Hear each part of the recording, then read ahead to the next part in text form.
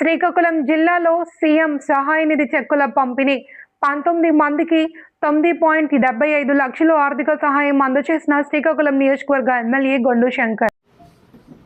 ముఖ్యమంత్రి సహాయ నిధి CM relief fund నుండి 19 మందికి దాదాపు 10 లక్షల రూపాయలు ఈరోజు రావడం జరిగింది.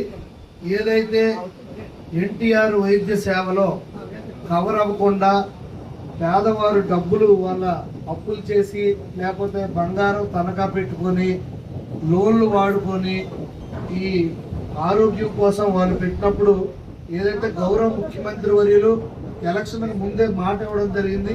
మీకు ఎటువంటి కష్టం వచ్చినా మీకు ఎటువంటి ఇబ్బందులు వచ్చినా మీ పెద్ద కొడుకులా ఉండి మిమ్మల్ని ఆదుకుంటానని గౌరవ ముఖ్యమంత్రి వర్యులు శ్రీ నారా చంద్రబాబు నాయుడు గారు మాట ఇవ్వడం జరిగింది.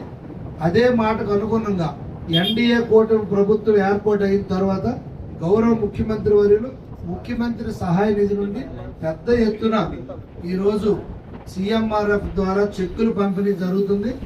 ఈ కాన్స్టిట్యున్సీకి సంబంధించి శ్రీకాకుళం కాన్స్టిట్యున్సీకి సంబంధించి దాదాపు 365 మందికి ఇప్పటి వరకు ఈ సీఎం సహాయ నిధి నుండి మేము ఆదుకోవడం జరిగింది.